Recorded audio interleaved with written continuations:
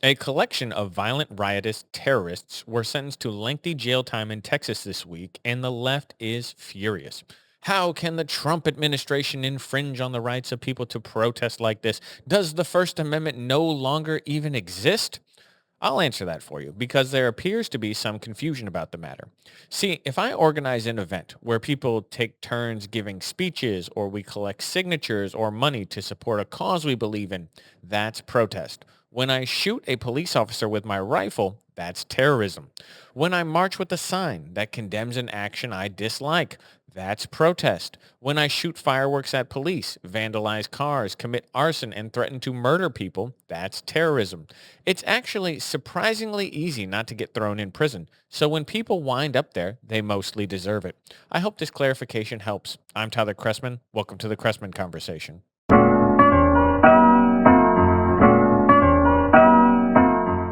Hello, everybody. Welcome in. I have three topics that we're going to get into this week. We're going to be talking about the Texas Antifa cell that just got sentenced, most of them who just got sentenced in this trial. We're going to talk about the Supergirl movie coming out that is going to be an absolute bomb. And we're going to talk about the election of a bunch of communists in New York. But before we do that, let's get into my favorite comment from last week. It comes from at David Hosey, 1880, who said, quote, "Be quiet, jerk off." And then it goes on from there, but you get the gist with just that. David, why are you so angry? The UFC event was a big success. The White House had a great time. Everyone who watched it had a great time. You seem like a really angry person, unpleasant, really.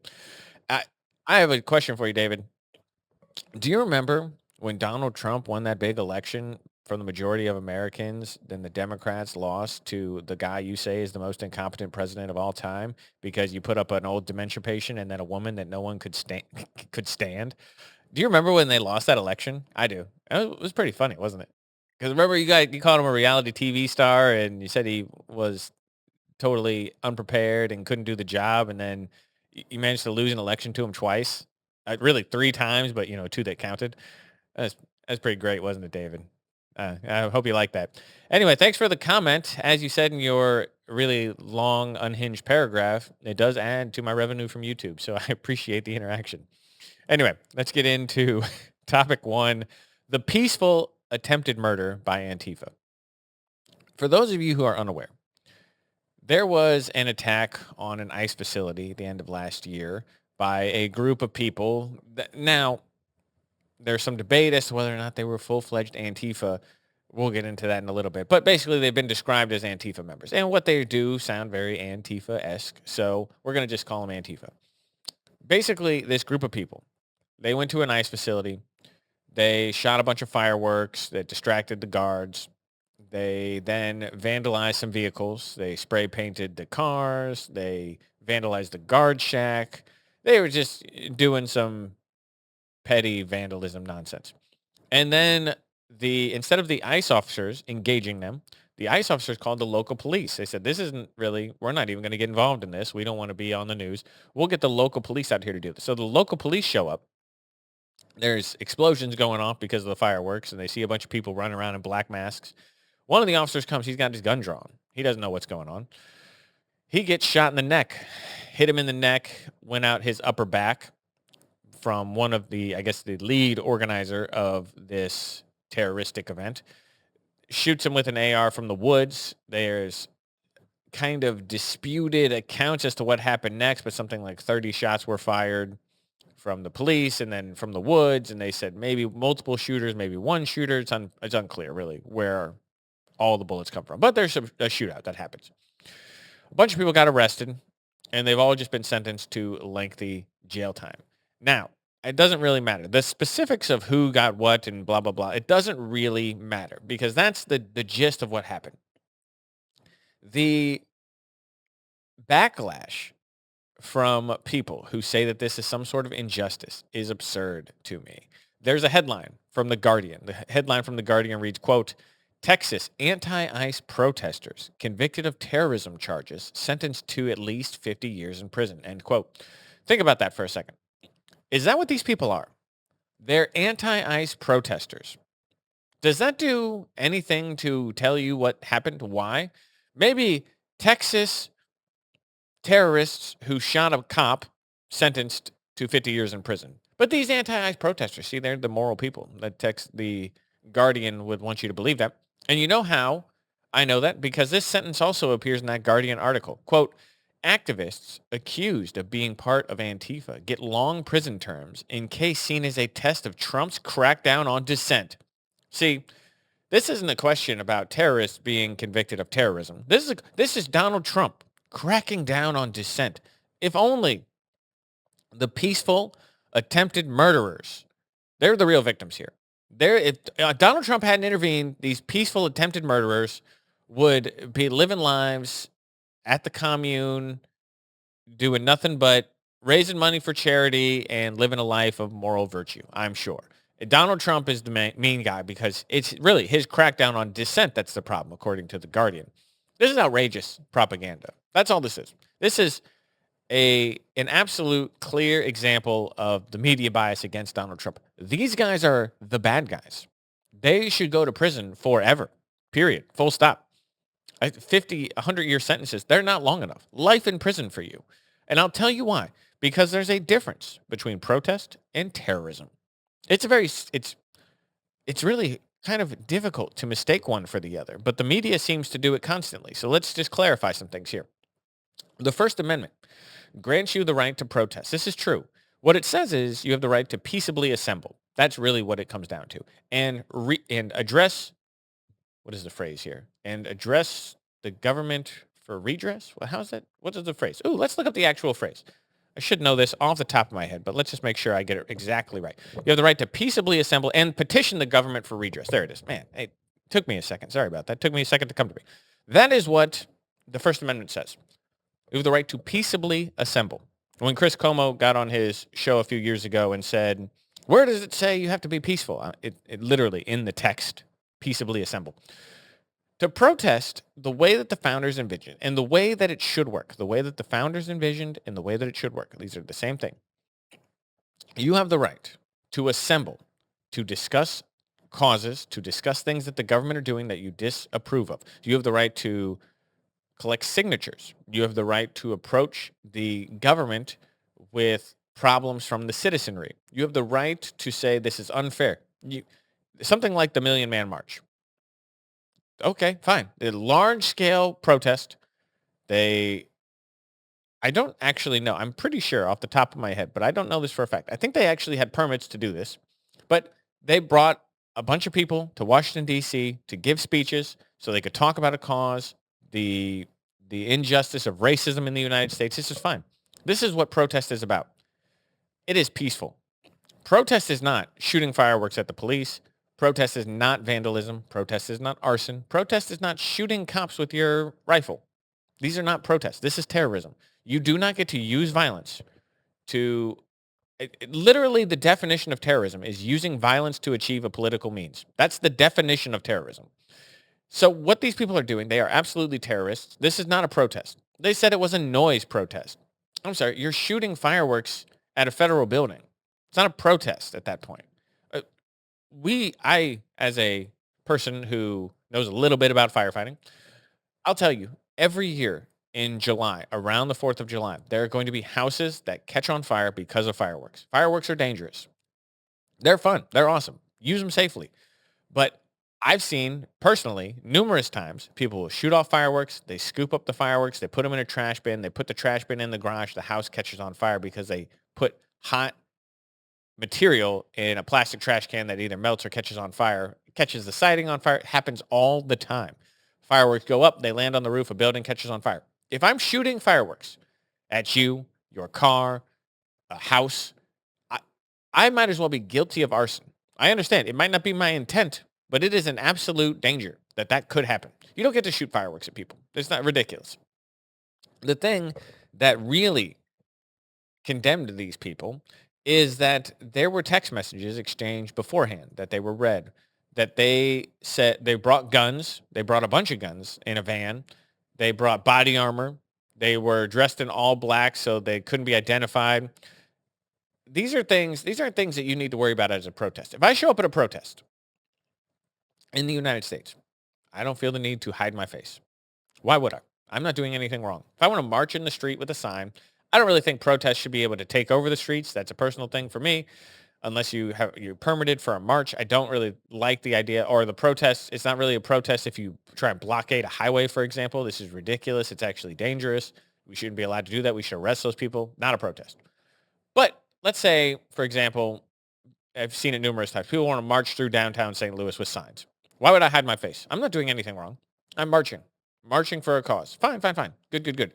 Wearing all black, feeling the need to cover your face, throwing things, doing all this stuff, go straight to jail. Straight to jail for a long, long time. I really mean that. You had a bunch of people, I think it was eight people this week who were tried who got varying degrees. I think 20 to 50 years for most of them. The leader got 100 years, something like that, a long, long time. And then you had 7 other people who also pled guilty. This is a good thing. The problem is that the backlash on the left from this sentencing, they want to pretend this is unfair or it's Donald Trump's fault or that protest is being cracked down on. None of this is true. We're living in 2 different realities if you think these guys are the victims. Some people showed up. They said, well, we had nothing to do with that. We had nothing to do with the violence. You're there in the middle of the night. It's not a protest. It's 10 o'clock at night. You're not protesting something by shooting fireworks and doing all these things. You were there to commit vandalism. That's what you're there to do in the first place. One of the vandals you were with shoots a police officer. Lucky he didn't die. Could have just as easily hit him in the head. It hit him in the neck. Went out his trapezius in the back right there. So this is, I mean, that's felony murder if he dies. So right now, every one of them should have been guilty of felony attempted murder. Is that a thing? I feel like it should be a thing. Felony murder is if I'm in the process of committing a crime and someone dies. So let's say I rob a store and this guy over here drops dead and has a heart attack. I can be charged with felony murder even though I didn't kill that guy or something like that. That's felony murder, basically in a nutshell. So let's say I show up to do a crime and my partner kills somebody and I didn't kill him. Well, I'm still guilty of the felony murder because I'm there to commit a crime. The other crime happened while I'm committing a crime. I may not have personally pulled the trigger, but we're all guilty. That's kind of how I feel about this. They all should go to jail. Don't do things like this. It's really not difficult. Don't do things like this. This is not helpful. Oh, the ICE, the Gestapo, they're such bad guys. Grow up, first of all. Secondly, you're allowed to think that. You can think that. It's fine. You're mistaken, but you're allowed to think that. This is not the way to go about changing the system. If you think that using violence to achieve your ends makes you a good person, you're wrong. The ends do not justify the means. We're not the prince. This isn't Machiavelli. We're not talking about these kind of things. It doesn't work. That is the same justification someone like Bin Laden uses to attack the towers. The war that he's fighting, he thinks that we're evil, we're bad, and he would use violence to achieve his political ends, which was Islam everywhere. Okay, fine. What is different about this? If you're the kind of person who wants to advocate for violence, explain to me the difference between what makes you moral and Bin Laden evil. Maybe you don't think that. The kids kind of fell in love with Bin Laden years ago when they read his letter about how American imperialism is really responsible for all the ills in the world because they don't know anything. It's ridiculous. Some people try to claim that Antifa is not an organization or that Antifa, I see this. This is, honestly, if this is you, you need a reality check. I have seen people make the dumbest argument that I've seen is that even if these guys were Antifa, Antifa is short for anti-fascist. How can you be against that? They're just trying to oppose fascism. They're the good guys. They call themselves the anti-fascists. So obviously, the people they fight are the fascists. This is the dumbest argument you could possibly make as to why Antifa is a good organization. It is ridiculous on its face, but let me explain something to you. Let's pretend for a second that, I don't know, instead of MAGA, we called the group of Donald Trump supporters, we called them, I don't know, think of a name. We called them the puppy dog loving, peaceful, wonderful good guys. And I said, how could you be against us? We're the puppy dog loving, peaceful, wonderful good guys. The people we fight are the dog hating bad guys. Obviously, it's applied by the name. See, we're not MAGA. We're the puppy dog loving, peaceful, wonderful good guys. And if you oppose us, then obviously you're the puppy dog hating despicable bad guys. Do you understand how dumb that sounds? Like, you get how stupid that argument is. You can call yourself, I could call myself an anti-fascist, and I could go out there and, I don't know, punch Nancy Pelosi in the face. Don't do this. This is obviously, people, we are giving an example here. But if I did that and then I said, well, I'm the anti-fascist, obviously Nancy Pelosi's the bad guy. Guys, it's my name. I called myself an anti-fascist. The person I'm fighting is obviously the bad guy. It's a stupid argument for low IQ people. I've seen that all over the internet, which just, it makes you grab that bridge of your nose and just sigh heavily. Go, oh, God, I can't believe everyone gets the same vote. Anyway, let's move on. We got things to talk about here. We don't have all day to just focus on celebrating. Oh, by the way, the one thing before we move on, they should go to jail for a long, long time. Anyone who commits crime while, quote unquote, protesting, anyone for any crime should be treated with severity. The ability to protest and to address the government or petition the government for redress, the ability to do that is fundamental. It's the reason why it's in the First Amendment. It is important. But you do not get to be intolerant. You do not get to be violent. Anyone who is intolerant or violent, intolerant in the way that you try to shut other people's rights down. That's what I mean. I don't mean bigoted or you don't like somebody, whatever. What I'm talking about is specifically being intolerant of other ideas. You want to shut them down through physical violence. If you do these things, you should go to prison. It's not protected in the Constitution, and you're as bad of a criminal as there could be because you're undermining the fundamental rights of the United States Constitution. Anyway, topic 2, Supergirl will bomb. I know what you're thinking, Tyler. That movie is just coming out this weekend. How do you know? Let me tell you. It is going to be a big, big flop. That's my prediction. If I'm wrong, I'll say I'm wrong. I would be surprised if I am because I'm basically always right. So this movie's going to bomb, people. It's going to bomb, and they have no one to blame but themselves. First of all, part of it is superhero movies. People are tired of them. People love superhero movies. They mostly perform at the box office still pretty decently for the most part. It's been hit or miss the last few years for sure, but there's still big draws. A movie like this, Supergirl already has less appeal than Superman. It just is. Men don't like female superheroes as much, and superhero movies are for men. That's just a fact. I'm not saying it's good or bad. I'm just saying it is a fact. The problem here, though, is this movie's going to bomb, not just because it looks bad, which it does, but, and also I'm a little biased because I don't like superhero movies in general. Ever since, I thought the first Avengers movies were cool. The Avengers and Age of Ultron's okay, but the Endgame and Infinity War, those are cool. Those are actually pretty neat. And the reason why they were neat is because you saw all these characters from all these movies come together and you go, wow, this is pretty neat. It's over now. It's done. Endgame should have been the end. They should have taken like a 5-year break from making any superhero movies because Endgame was so good. That was it. I don't really particularly care for superhero movies in general, though. I didn't go see the 11 billion Marvel movies that have come out after that, even though I like some of the people who are in them. So I'm a little biased already. This movie, the trailer looks bad. And the main problem that they have is that their star of this movie, this woman I didn't know, Millie Alcock, she is pulling a Snow White in a big way. She is just making people mad. It is unbelievable to me. I couldn't imagine. Okay, imagine this just for a second. I said I couldn't imagine, but now I'm going to try. They cast me in a movie, a big budget Hollywood blockbuster, one of the summer blockbusters. And they say, Tyler, we've put $200 million in this movie. We're going to get $100 million in the marketing budget.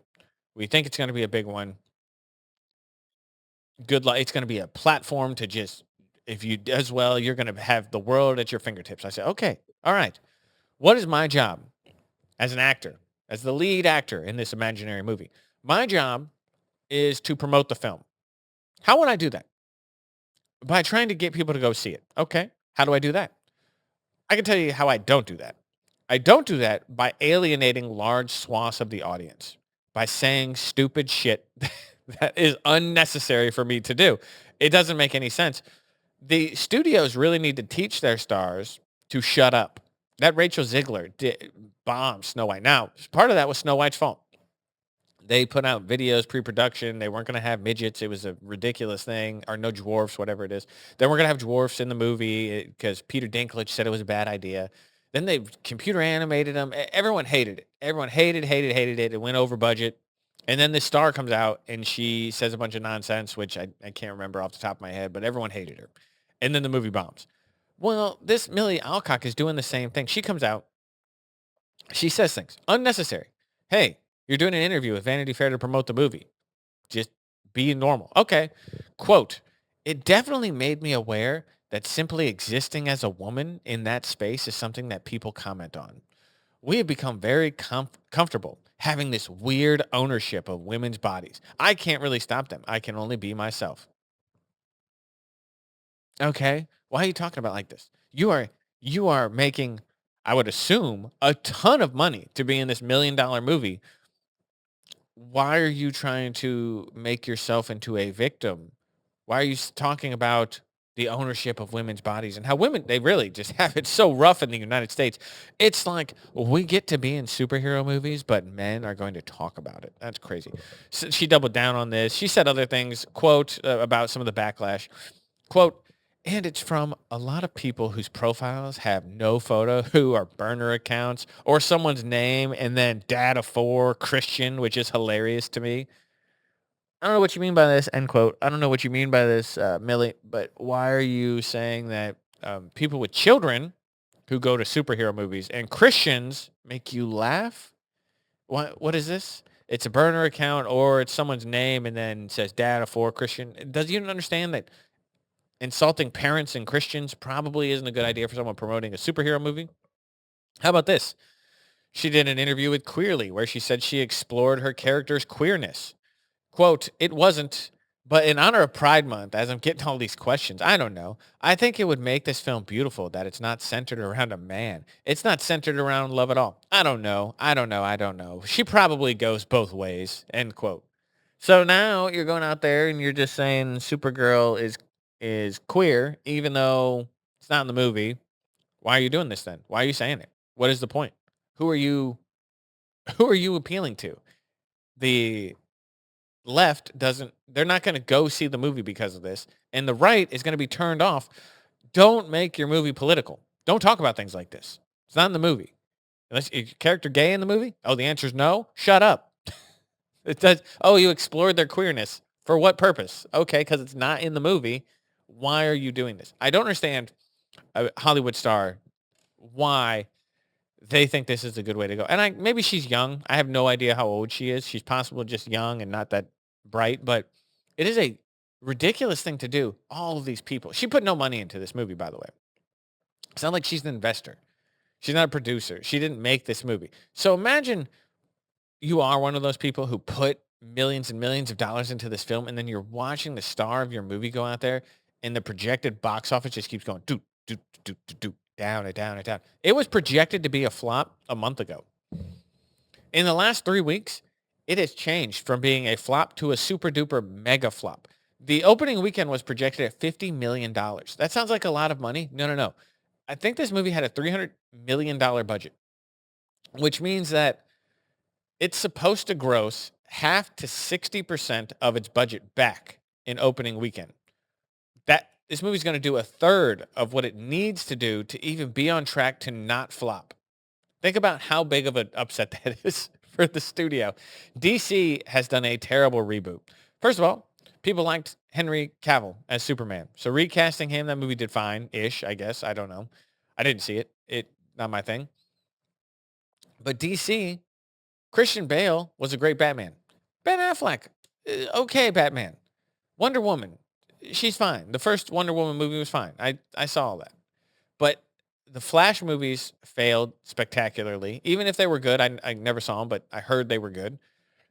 The DC universe is worse than Marvel's at this point. And they are just shooting themselves in the foot left and right by giving movies to these people who just don't know how to behave like a regular person.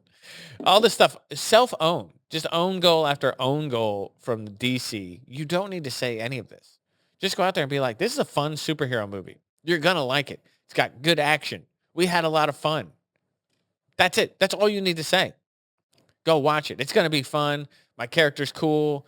Could you beat Superman in a fight? I'd give him a run for his money. You know, like it's not that difficult, people. It's really just be quiet. If I was, imagine if I was in politics or not politics, if I was in the entertainment industry, if I'm in, you want to be Denzel Washington or Morgan Freeman? I don't know. Denzel Washington probably votes Democrat. I have no idea. I really don't. I also don't care because Denzel Washington isn't insufferable. He's not out there talking about politics and making people dislike him. The actors who go online and they think that they have a voice and oh, I need to use my voice to influence people in politics. People just resent you. They don't want to hear it. I don't care what John Cusack has to say about politics. He's never come across as particularly educated on the subject. He just seems kind of annoying. I really like John Cusack as an actor. I like a lot of his movies. Gross Point Blank, High Fidelity. These are some of my favorite movies. But when you hear him on Twitter, you're just going, this guy's, he's just a nasty, mean person. I don't understand it. It makes you not like him. And then it translates into their art where you start identifying the person in the art. And then you don't like the art. Acting is an art, or it should be at the high levels. It is. You would never look at Daniel Day-Lewis, his performance in Lincoln or There Will Be Blood and say that's not a form of art. It absolutely is at the high levels. And I don't know anything about Daniel Day-Lewis or his politics. Nothing at all. He does that by design. He wants you to see him on screen and forget that the person exists. He wants you to think that he's Daniel Plainview when he's in There Will Be Blood. He wants you to believe he's Abraham Lincoln. He doesn't want you to see it and go, wow, Daniel Day-Lewis is playing a good Lincoln right now. He wants you to go, Abraham Lincoln's awesome. Anyway, just advice to Millie Alcock. Stop talking. Just be quiet. Shut up and dribble, as some would say. Anyway, let's get into topic 3. This is a big one. This one, I'm going to have to do a show on this because this is not going to be enough information here. Topic 3, the socialist takeover of America. There were 3 candidates who won in New York in primaries and will undoubtedly join Congress later this year. They are out and avowed Democratic Socialists of America. 2 of them, I think, are still part of that party. One of them dropped out, but he's a socialist. Don't get it wrong. I want to focus on one of them. Forgive me about the pronunciation of the name, but it's Chevalier, I think. Chevalier, that's what people were saying. I can't remember. Her name is, I'm going to just say DAC. Like AOC, this is DAC. This lady, DAC, she is basically a useless human being. She has been in college for her entire adult life. She's 32 years old. As far as I'm aware, she's never done anything useful in the 32 years she's been alive. She's went to school. She graduated as art history, and then she's doing a PhD in some nonsense. She's 32 years old. She's been 7 years in this PhD program. A professional, useless person. Maybe a teaching assistant. I don't even know. So she never created or done anything worthwhile in her life. Recruited by the Justice Democrats, they're the same people who gave us AOC. This DAC, she hates America. I mean this in a literal sense. She hates this country. Actually a communist. She won't tell you she is. She's refused to answer that question, but she is. She's an out and about communist. I guarantee you she would seize the means of production and redistribute wealth from the highest levels if she were able to, if she could do it herself, which she can't. She's not capable of intellectually, or she doesn't have the drive to do it herself, but she'd want other people to do it. She is the kind of person. Here are just some things. She participated in an October 8th celebration in Times Square in 2023. What happened in 2023? Well, October 7th happened, where remember when all those Jews were killed in Israel? Remember when Hamas stormed the border, killed thousands of people in Israel? Well, the next day she was out in the street in a pro-Palestinian celebration, celebrating that. She said later, well, after she's running for office, of course, she says, well, I wasn't out there. I wasn't celebrating the death of Jews. What I knew at the time was that Jews were going to, Israel was going to overreact. So I was out there in protest of Israel. Oh, so The timeline here, according to her, Hamas storms the borders in Israel, kills thousands of Jews. The next day, she's in the street at a party to protest Israel's response to things that had just happened yesterday, but Israel's response that hadn't yet happened. That's why she's out in the street celebrating. I don't think so. Let me call you a liar. You're a liar. She was out in the streets celebrating the death of Jews because she doesn't like Israel and she doesn't like Jews. That's what she was doing. Here are some more quotes. These are fun. Quote, this country is a fucking disgrace.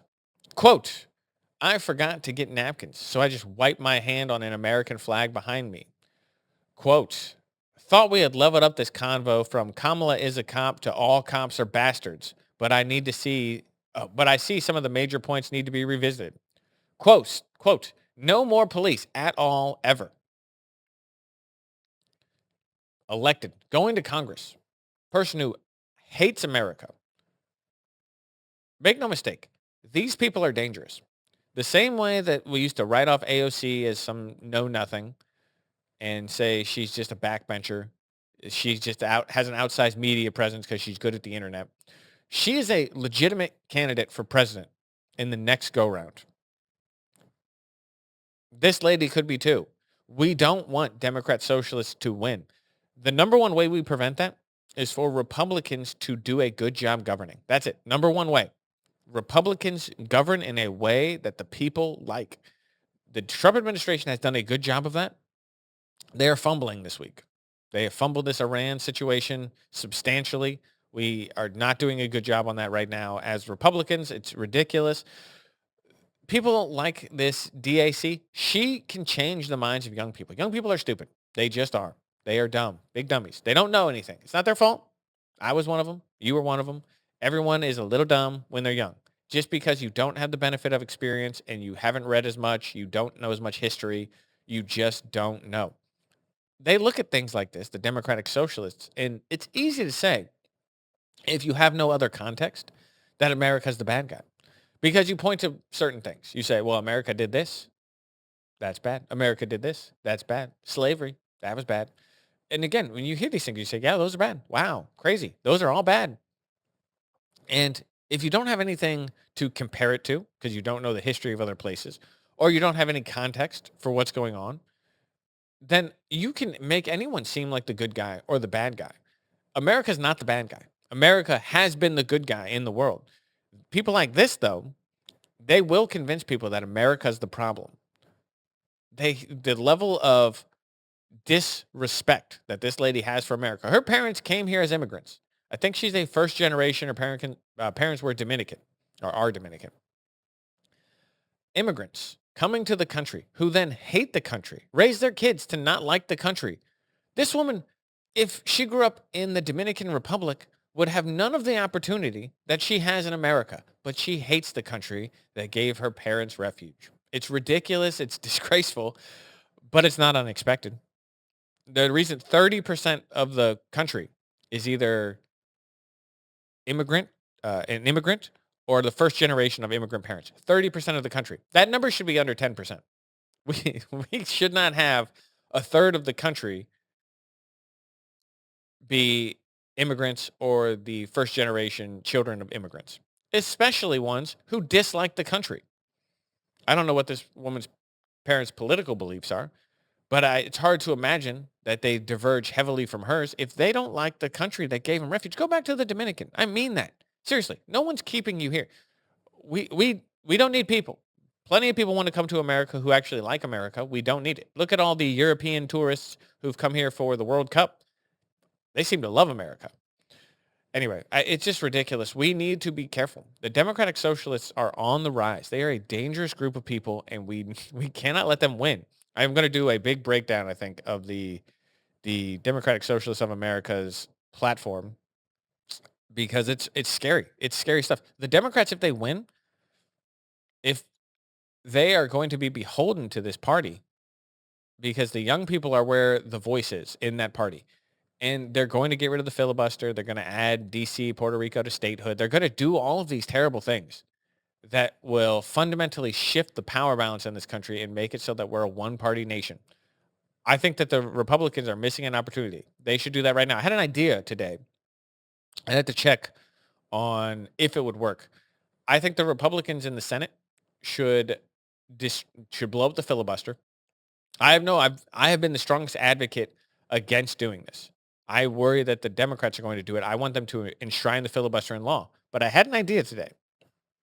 If Congress destroys the filibuster, are the Republicans able to then pass legislation that would enshrine the filibuster into law?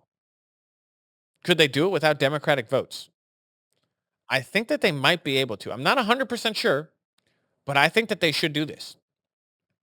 If you can enshrine the filibuster into law by blowing it up to make sure that it's the law of the land moving forward forever, that would be the most beneficial thing that Republicans could do, even if it seems like a strange, counterproductive way to do it, to blow up the thing to protect it.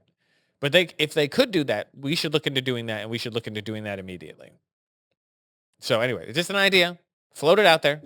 See if anyone's thought of it. I don't know. I haven't heard anyone say anything like that. So it's possible I just came up with a genius idea all on my own. I don't know. It's possible. If you've heard someone say that, though, direct me to them because I am interested in this idea, the legality of it. I haven't heard anyone discuss it. So it's just a thought that occurred to me right before we're filming this episode. So anyway, we're going to leave it there for the week. We're at the 35-minute mark, so we're going to be done. If anyone has any questions, comments, concerns, leave them in the comments below. Maybe you'll be lucky enough to get one read on the air and you can have a moment of fame and glory and stand beside me in the annals of history. It'll be great. I will catch you guys next Friday. Until then, hope you have a great week.